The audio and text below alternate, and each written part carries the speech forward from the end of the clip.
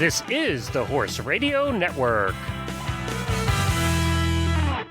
This is episode 288 of the Dressage Radio Show on the Horse Radio Network. We are brought to you this week by Mill Creek Spreaders, EasySignsOnline.com, and listeners like you.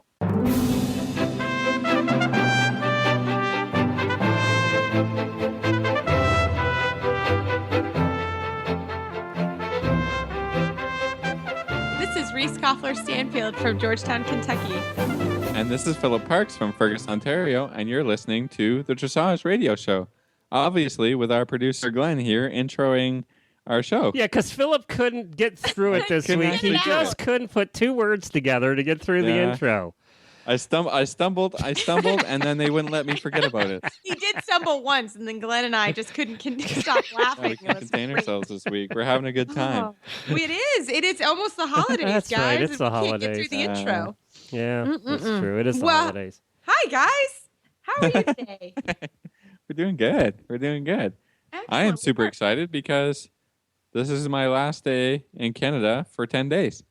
I know. Where are you going? Yeah, where are you going? I'm headed to Costa Rica. Oh, wow. Somewhere warm, obviously.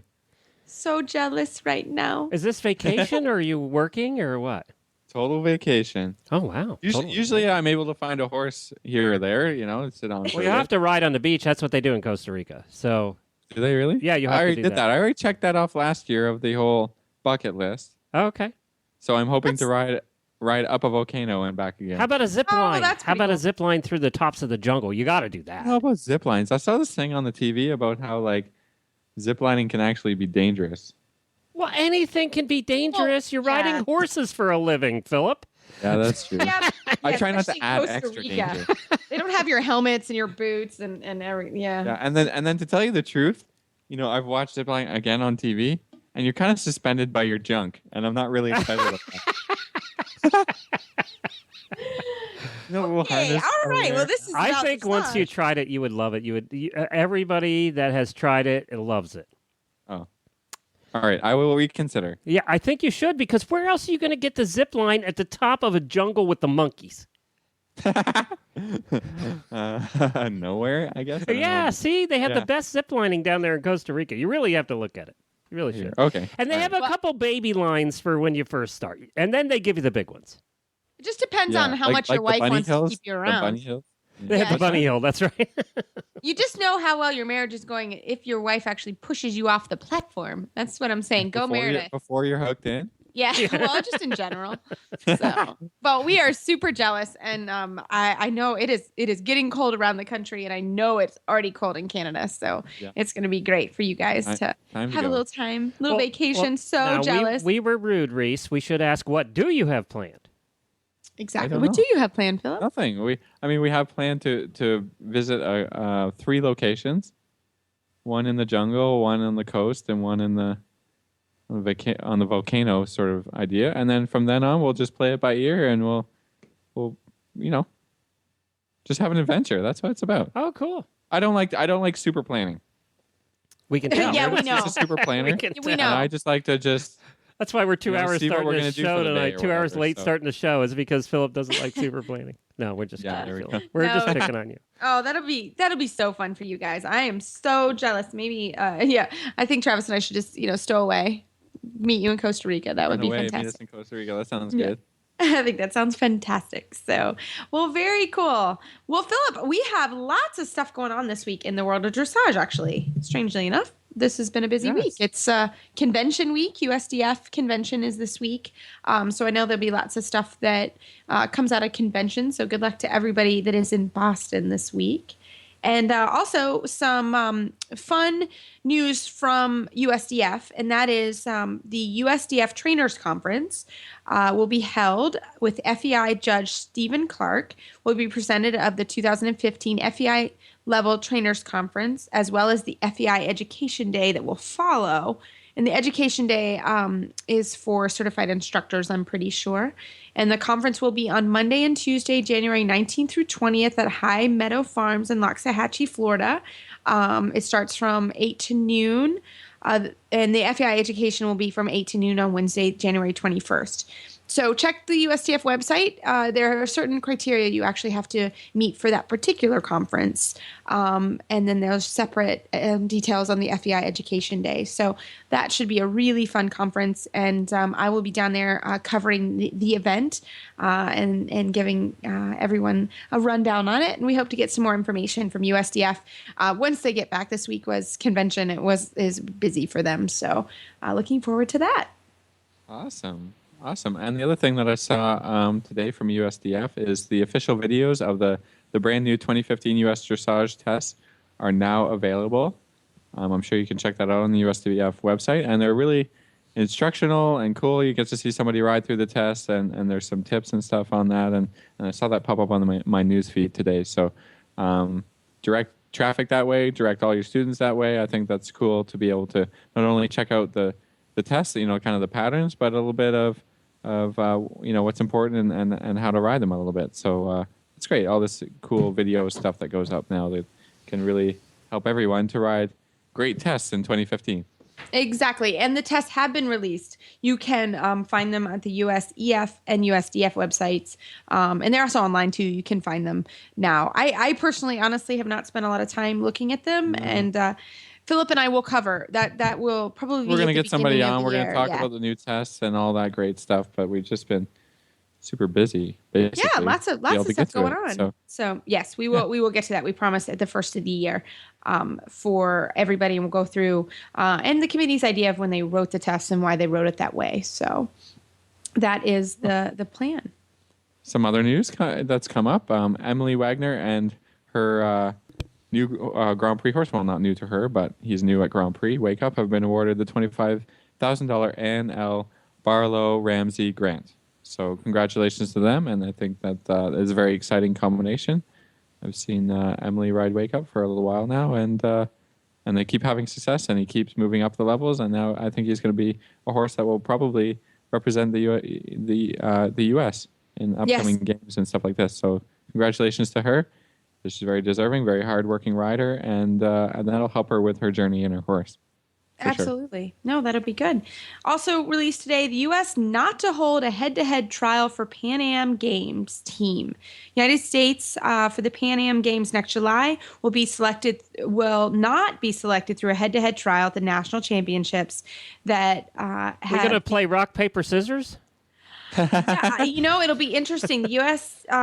Equestrian Federation said Thursday. It's got to be scores, yeah. Yeah, it's going to have to be scores. That the selection procedure for Pan Ams are expected to be published mid-December, and details for the national champion known as Festival of Champions available January 1st. So they must be doing I got a little bit of news there that if you are interested in coming to the Pan Ams for anything there, you can't come to my house, but all the tickets are available and are on sale now. So I don't think they have a ton of tickets for whether it's dressage, jumping, or eventing. I don't think there's a ton of tickets still available, but there's certainly a number of tickets that you can get, and get them now because they're for sale. They've just become for sale, and you can go on. I'm sure it's the Pan Am website, not just horse website, but the big website for all tickets. Maybe you want to see some basketball, baseball, whatever. Get them now. Don't wait, or else they won't be available. So fantastic. I just want to let you know because I just got mine, and so I was telling people all day to go on the website, get your tickets, and if you're even thinking of going, right, you can always sell them later. Also, our last piece of information this week for the news is USDF is pleased to announce that Terry Gallo has been named the 2014 Volunteer of the Year. This award recognizes the USDF member through consistent and cumulative volunteer activities has demonstrated an exceptional commitment toward carrying out USDF's mission. As a winner, Terry will be presented the Perpetual Trophy established by Lisa Garetta, is permanently on display in the Romer Foundation USDF Hall of Fame. So congratulations to her. She's a wonderful lady. Yeah, and she does a lot for the sport, so that's fantastic. Hey, guys, I have something that I can throw on the table here that we have not talked about in a long time. Well, we have some time tonight. We're always so packed with guests, and we do have a guest coming up that everybody's going to want to listen to. But, I just was looking at the numbers today, and the Dressage show now has more international listeners than any of the other shows. So we want We've to. gone worldwide. Yes, we want to thank all of our. We don't do that enough. We want to thank all of our international listeners. Would you like to hear your top 10 countries for listeners? Yes, 'Cause that's fantastic. Yours is different than other shows too, as far as which countries. So we have the United States first, of course. Canada second, of course. Australia is third, which over the United Kingdom, and Australia now has passed the United Kingdom in almost every one of our shows. No kidding. Yeah. So, well, thank you to our Aussie listeners. Thank you, Ozzy. Absolutely. Your number 5 is China. Really? I know. I don't. I wish somebody would thank write to you. me for China because I Please right write to from us. China. I We'd wanna love hear- to yeah, hear I some wanna hear about- information. I'm so curious about dressage in China. I know. Yes. I don't. emerging Yeah, we'd love countries. to hear from somebody. We'll get you on I'd the love show. to get a guest from China. Yeah. Wouldn't that be awesome? Yes, That'd be that cool. would be fantastic. Germany is your number 6, of course. You'd expect that. Sweden, New Zealand, Netherlands, France, Russia, South Africa, Norway, Israel, and then it goes on down the line. But there are a total of 47 countries that listen to your show. It's so awesome. Oh, that's really cool. So thank you to all of our international listeners. Yeah. And I think the I know, app it's makes it flattering. easier for them to listen, through our app. So that makes it easier to do because everybody Yeah. has smartphones now. So, Right. And it's free. And easy Download to the do. app. It's awesome. Yeah. And on that note, why don't we say thank you to a brand new sponsor here on the Dressage Radio Show and the Horse Radio Network, and that's Mill Creek Spreaders. Do you guys, what do you do with your manure? Let's talk poop for a while. Reese, what do you do with your manure? We actually put it in a dumpster and it gets picked up every Thursday morning. Because you So- really don't have a place to spread it. I don't. yeah. I don't. Not I only on have her 20 little acres. tiny spot. Yeah, Right. I have 20 acres. So yeah, it's definitely we don't we don't have enough space to spread. So and unfortunately we don't really have any farms close enough that we could use. So that's what we do. Philip, what do they do up there in Canada? Is there people that spread up there? Yeah, I Yeah? mean, the property that the farm sits on is quite large. So, it goes in a big pile, and then it gets taken from the farm, from the horse farm, goes to another place, and just basically breaks down and sort of that sort of thing, and then it gets spreaded. So. Well, let me tell you, anybody that's ever owned a spreader and used one knows all the problems you have with spreaders. And I wish that we had had a Mill Creek spreader when we had our big farm, because we did spread, and we would take out. We had a pretty good sized spreader, and we would take it out once a day because we were cleaning 20 stalls. So it would go out every day, and it would be overloaded. And in the wintertime, it froze, and the chains broke. And then the other thing is with spreaders, you have an old spreader like we did, was not a Mill Creek spreader. You would have the problem of the floor rotting out, and you'd have to replace the floor, or the all the metal parts would rust. I mean, spreaders. Anybody that's had an old spreader knows what I'm talking about, right? If you want to solve all those problems, head over to Mill Creek Spreaders. They are actually made in the county I grew up in Lancaster County, Pennsylvania, and they're Amish made. They have the factory right there, and pretty much everybody that's in there is Amish making these spreaders. And anybody that knows anything about Amish-made products knows that they're made to last. If you're building a barn and you're in Amish country, you get the Amish to do it because it's done right. You only have to do it once. Absolutely. And the Mill Creek spreaders are the same way. They even have, and this is what's so cool, they even have a stainless steel spreader now. So the floor is not wood Not gonna anymore. rust. It's not going to rust. The whole thing, including the paddles, the paddles in the back that make it spread, they're stainless steel. The chain is stainless steel. Everything is stainless steel. So you're never going to have any rusting on it. They're the only ones that are doing stainless steel spreaders in the number of sizes they do, and you can get all different types of spreaders. You can even get them that you can pull them with your ATV or your lawn tractor. So if you only have 2 horses, you can just get a little tiny one to pull with your lawn tractor and spread it out in a little field you might have.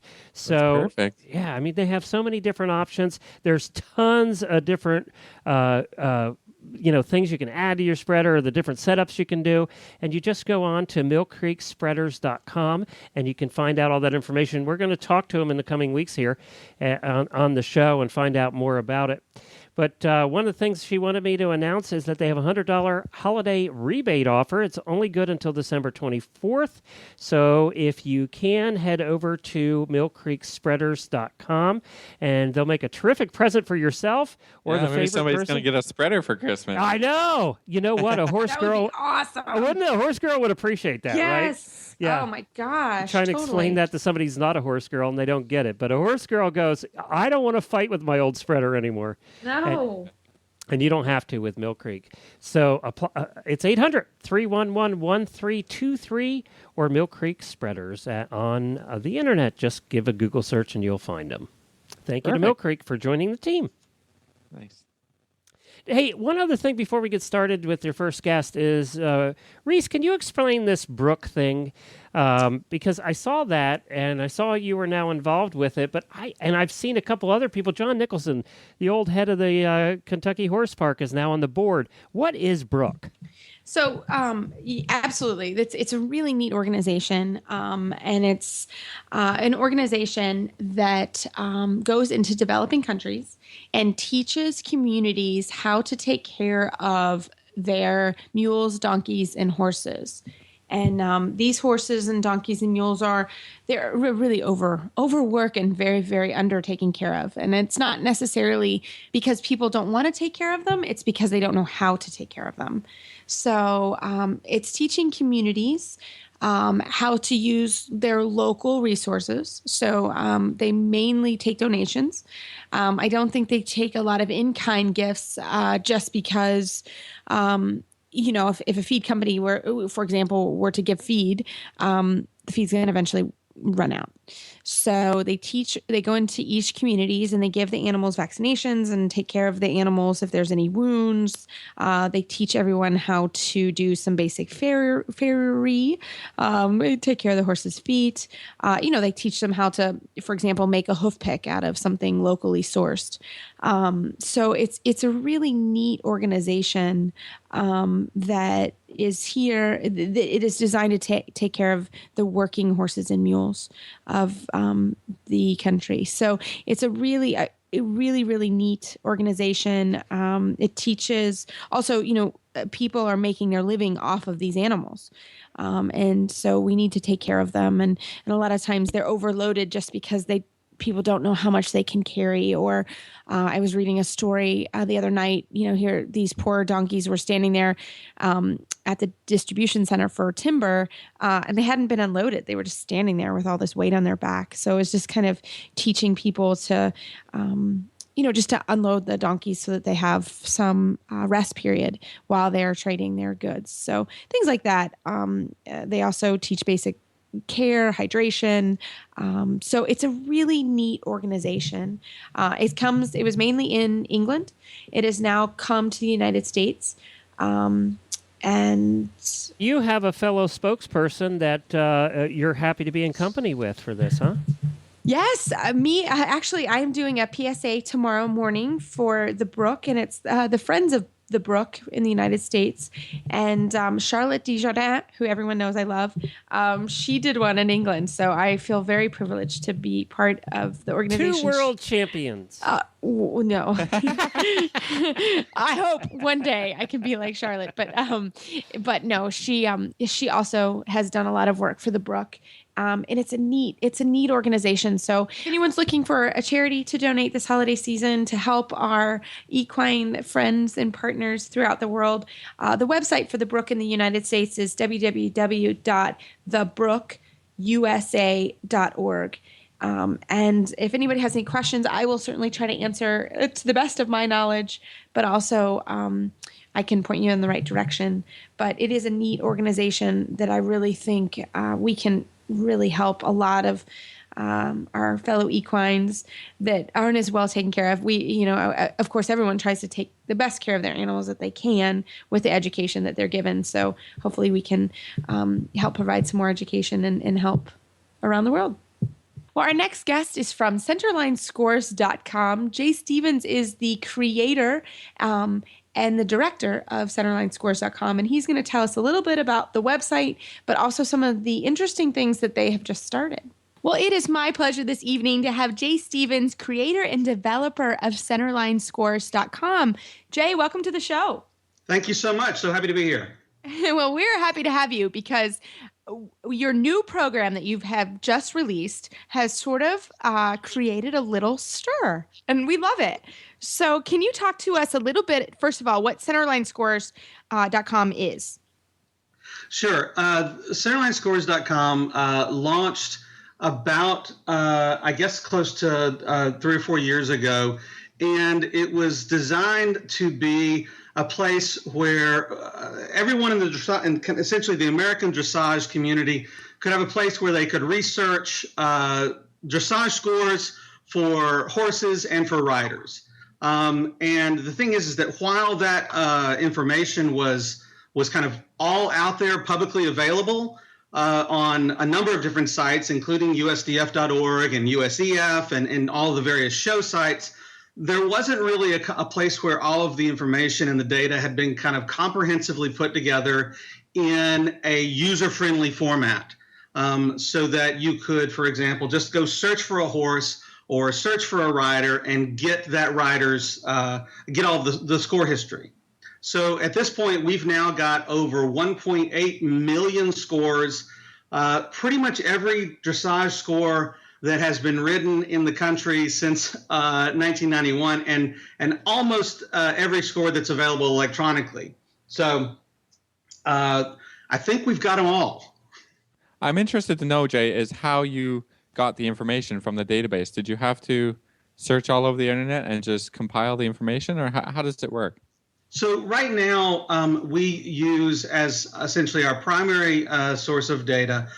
We have the publicly available results, which are published by the USDF on their calendar of results. And so every night, the system kind of wakes up and goes out and looks for new show results, and then pulls those web pages. And so essentially, we grab one page, and then it parses that data and figures out which horse belongs to where, and pulls all the data and just loads it into our database. That's fantastic. And like I said, it's very easy to use. And so me not being the computer savvy one of this particular group, I love it because it's very easy to use. You can use it online, on your mobile phone. I can plug in and see, how everybody did, or if we're looking at a horse to buy. That's where I really use it, is just to grab their scores really quickly. And that's very easy. So I love it.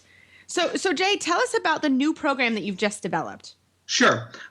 We've just launched the what we call our rider rating system, and this is something that's I've actually had the idea for this, and for the most part, the ratings themselves have been around for about a year, and this all grew out of a conversation with a Dutch gentleman by the name of Ron Smeets.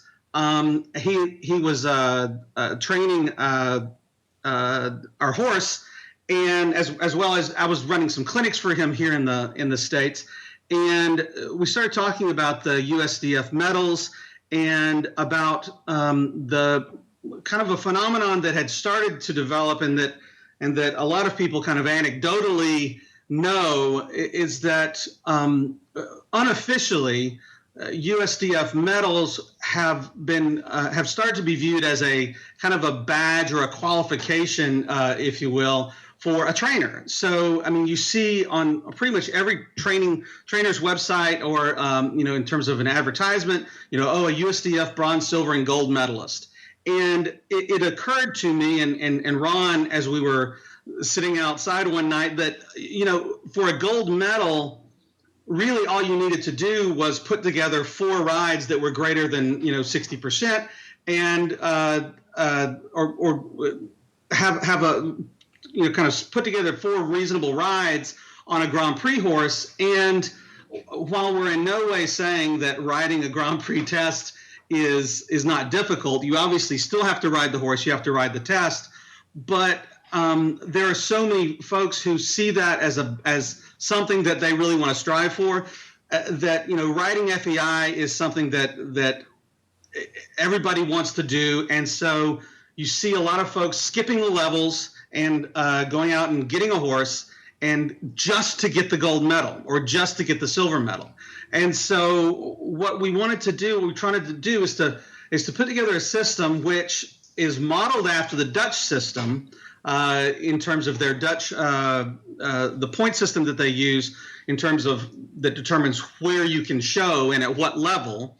And so we wanted to have something that did a little bit better job of kind of separating out those riders who really did have serious experience and the talent from those who maybe were a little not less serious, but who didn't quite have the same kind of talent or experience. Does that make sense?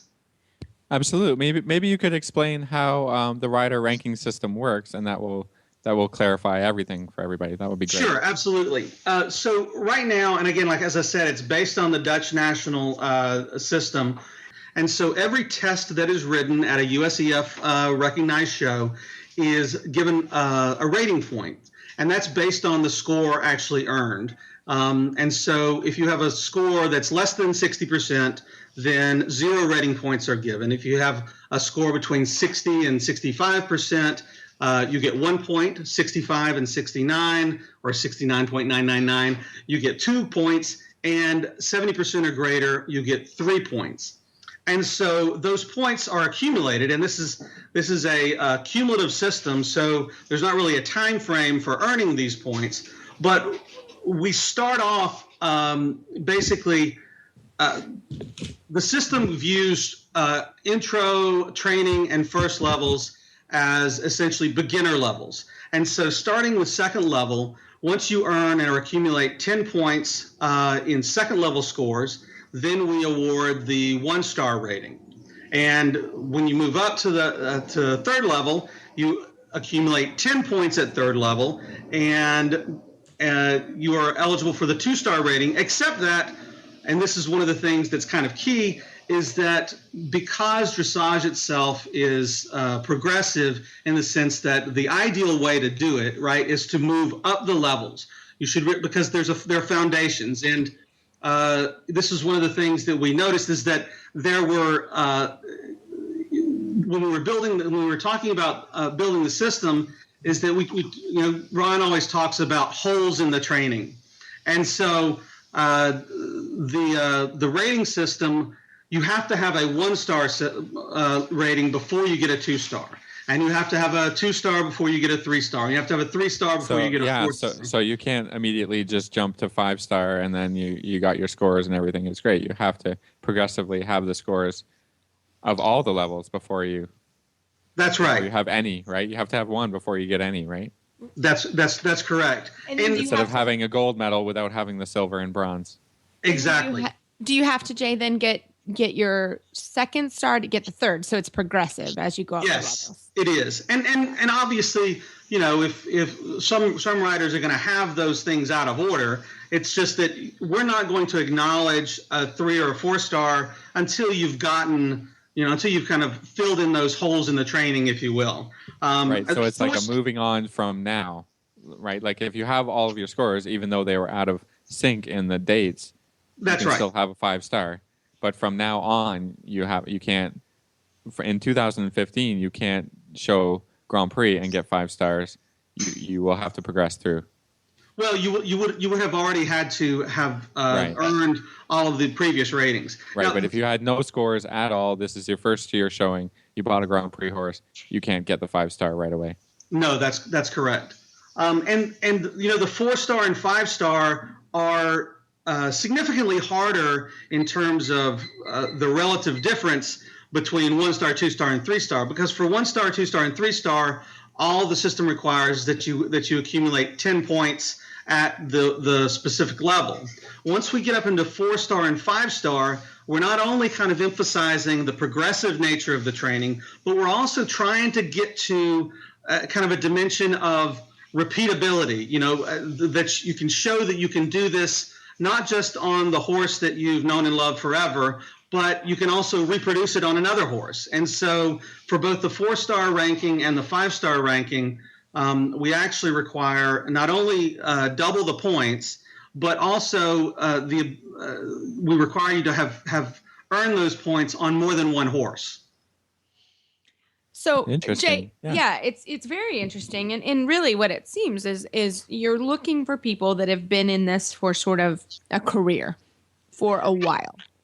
Right. And so you're really targeting this toward people that want to be trainers. Or the trainers, yeah, it sounds like. Well, it's really, while I mean, and you know, if you go look at the site, we've got a whole page set up to talking about the rating system, and we go to great pains and lengths to kind of say, you know, okay, you should never decide on a trainer based on nothing but a number, but this is one of the things that we're kind of targeting is, you know, we want to basically say that, all right, the top tier of this rating system ought to be the elite, right? This really ought to be all of the names that you know. There's going to be very few names on, you know, the overall 5-star list that people don't know about. And right. So it's intended to kind of really make that separation so that rather than, you know, for example, around 1,100 people in the country have their gold medal right now as the highest medal that they have. For us, the highest tier, the 5-star, there are only 188 people in the country who have earned that rating. No kidding. There are only 188 people. All right. That's pretty good. That's pretty good. So you can be pretty much assured that if you see someone with a 5-star rating, they've got a good bit of experience and proven success in the show ring behind that rating. Reese, what's your rating? I am a 5-star. I'm one of the 180. Congratulations. Thank you. Yep, I'm a 5-star, and my sister's a 4-star. But you know, again, kind of what Jay's talking about. You know, I think I did my first show when I was 10. So I think got my 5-star in 2000 and a long time. Yeah, I think I got my 5-star in 2009, and you know, I had very, very wonderful horses and support, and you know, have been able to do that. But I think from a perspective of the rider and the trainer, you know, I have riders and that we have worked to get a horse and get their USDF silver medals. And that is a good goal. A couple of them want. Yeah, as Jay was saying, it's just another piece of information for you to be able to evaluate a rider or a trainer, and you know, all the information you can get is good. Right. Correct? From our perspective, the rating system, our rating system does essentially the same thing as the medals, except I think that we probably have a little bit finer granularity, and so there's a good bit of separation between a 1-star and a 5-star versus a bronze versus all the way up to a gold. Right. Right. So no, I think it is another piece of the puzzle when you're looking for an instructor, or someone that want to teach or want to be part of. Is just another piece of that puzzle. So I think it's great. And certainly in my case, you know, I've been working at that a long time. And so it's nice to be recognized that way. So I think it's a great system, Jay. And I think centerlinescores.com in general, it makes everything so much easier. So I think it's a great program you have going. And we can't thank you enough for all that you're putting into it. Well, thank you. It's kind of been a passion project for me. I'm hoping at some point to make a little bit of money off of it, but up until making now, money as a horse trainer. It's just not possible. Right? It's definitely been a labor of love. Well, excellent. Well, Jay, thanks so much. And if anybody has any questions, can they go to the website and find some answers? How do our listeners do that? Sure. There's a frequently asked questions, and then there's a separate page about the rider rating system. And we also have a support email, which we respond, and we try to get back to everyone within a day or so. But we've got actually have to make money other ways too. So we try to answer those emails as quickly as possible. Excellent. Well, thanks so much, Jay, and have a great evening. Thanks so much. You guys too. With Christmas season fast approaching, it's time to start planning a custom gift that will last for many years to come. Visit our friends at EasySignsOnline.com and browse their unique website for their many custom sign options and styles. With affordable prices for customized signs starting at $39.95, your holiday gift giving just got easier. Their step-by-step online sign ordering process allows you to choose only the sign options you want and see all the pricing up front. From horse farm entrance signs, vinyl banners, magnetic vehicle signs to stall nameplates, and much, much more for every horse owner. Place your order early to allow plenty of time for Christmas delivery. Check out the website today at EasySignsOnline.com. That's EasySignsOnline.com or call them at 1-800-640-8180. That's 1-800-640-8180.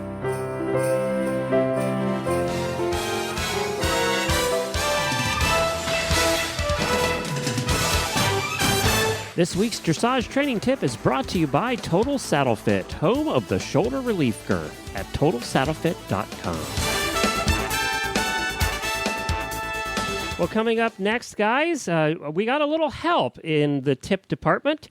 And, of course, our tip is brought to you by Total Saddle Fit. And my wife, Jennifer, who hosts the Horse Tip Daily Show and was a trainer in her day, actually got together with Justin to help answer some of the saddle fit questions that we had left, the many saddle fit questions that we never got to last month.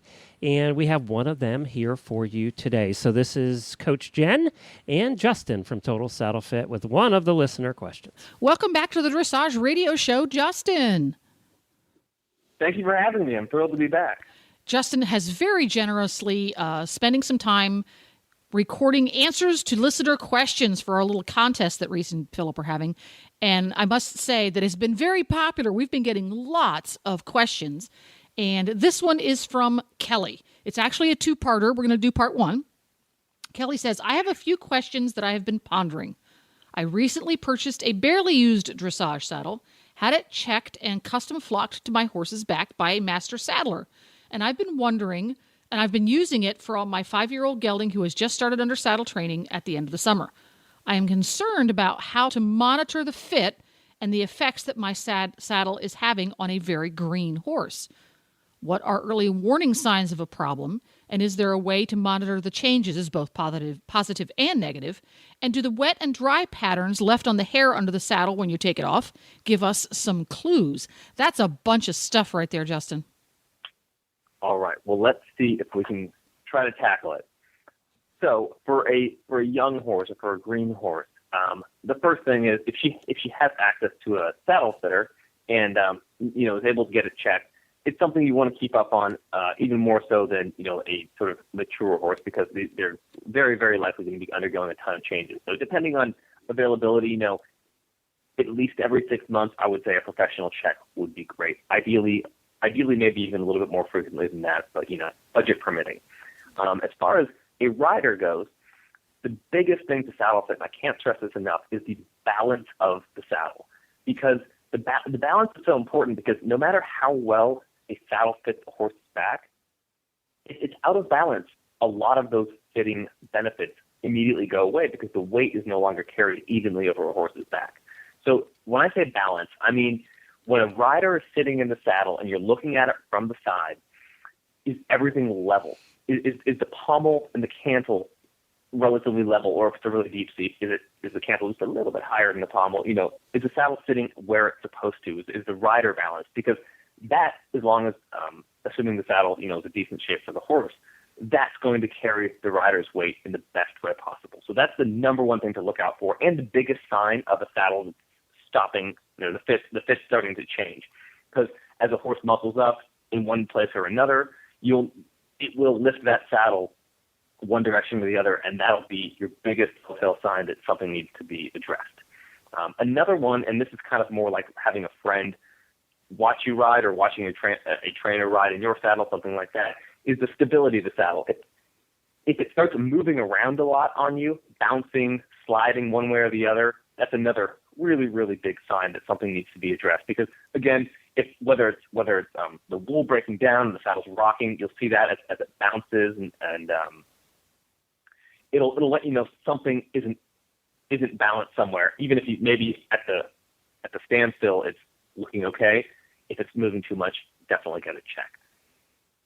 And then we can use we use the as I work into the kind of wet and dry spots underneath the saddle. Those are good kind of tools to use to confirm or deny a suspicion you might have about how a saddle's fitting. So if you pull the saddle off your horse and there's two big dry spots behind the shoulders on either side of the withers. Now, because that would suggest that there's a lot of pressure right there. But if your saddle is a little bit low in the front, or you feel it's like very tight around the withers, then using that dry spot will be a great way to kind of just confirm that, and then either pad it up accordingly, lift the front up, or relay that information to a saddle fitter to figure out exactly what you need to do. But I wouldn't necessarily use the dry spots as an end-all, be-all set tool to say this fits or this doesn't, because they're not necessarily quite on point enough to be that powerful of a tool. But like I said, you could just use it sort of to back up any suspicions you might have. But as long as you keep an eye on the balance and the stability, those are the two biggest things. And lastly, the one sort of thing you can't really see from either the balance and the stability standpoint is bridging, which it just means there's very little contact underneath the center part of the saddle, meaning it has a lot of contact in the rear, a lot of contact in the front, and the center is light. So that's one more thing just to check. Once your saddle is girthed up tight, you can run your hand underneath the panels from front to back and from back to front, and just make sure you're getting some even contact on the horse's back when the saddle is girthed up there, and that'll just let you make sure that there's not some huge gap there that's distributing the pressure unevenly. So that gives you the basics so that you can say, I think I better have that saddle fitter come back out, 9, 12 months down the line because I'm seeing some suspicious behaviors here, or these things that you're talking about, the instability in the saddle. It might not be just me. Maybe my saddle needs a little help, and that'll help folks out. Thanks a lot, Justin. This tip was brought to you by Total Saddle Fit, the shoulder relief girth that Reese and Philip both love. And here's why. The saddle fit solution you have been waiting for is finally here. TotalSaddleFit.com is proud to introduce the shoulder relief girth.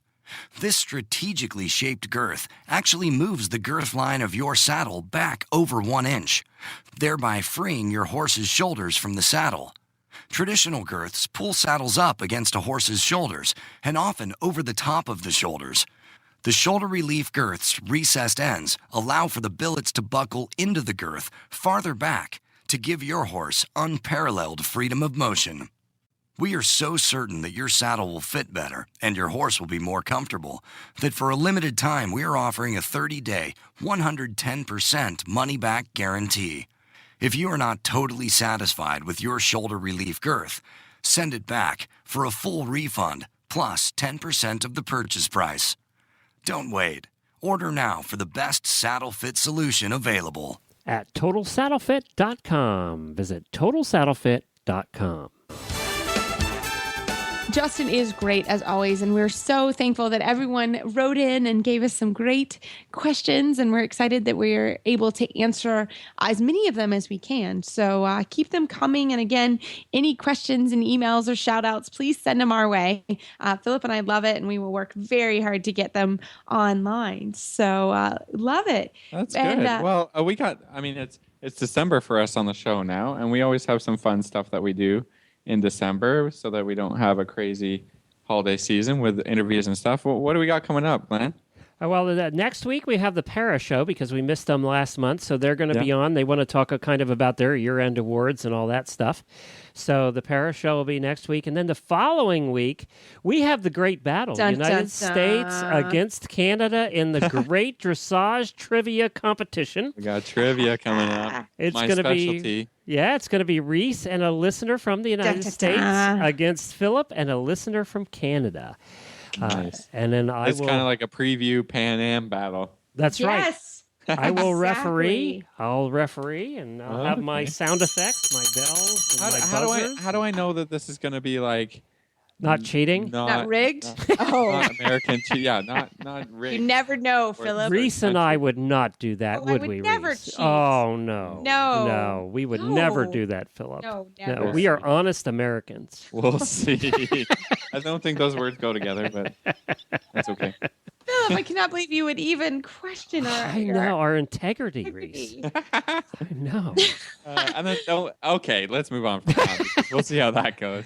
Well, And right. I'll host episode. This is one of my favorite things, and I'm gonna You're going to miss it. You're going to be in Costa Rica. Now, a true dedicated host would call in from Costa Rica and join us for the all-host. You gonna pay my bill? Oh, I can call you. This Are you going to be in a hotel? They have a phone. I can call you. Yeah. You know what? What? We might even figure that out. Okay. I love That'd it. be We'd fun. love to have you. Right? I will do my best. I can send you an email with the hotel number, and then Yeah, we can do that. I can call Represent anywhere in the do world. that. Yeah, I can call Or maybe anywhere. I'll be having way too much fun. Yeah, you might be drunk by that time of night, too. So we're doing our annual Hall Host episode, which we've done for the last 6 years, by the way, since we started. Now, the first year it was just Helena and I, but now we've gotten more hosts, and it's actually more fun now. So we will be putting that out Christmas week, as we always do. We'll be recording that next week. And, we have all the hosts together again to have a little party and chat about life. So that should be a lot. I think that, I talked to a lot of our listeners now and our auditors, and that is one of their favorite episodes of the year, is the All Hosts One of my episode. favorite episodes. We get to talk to. We never get to talk to any other hosts. Well, we never all get together. One of these days, we're all going to actually get together, like in Right. person. Have a real party. Yeah, have a real party. And that won't be recorded. Okay. No. That sounds good. So that's what's coming up.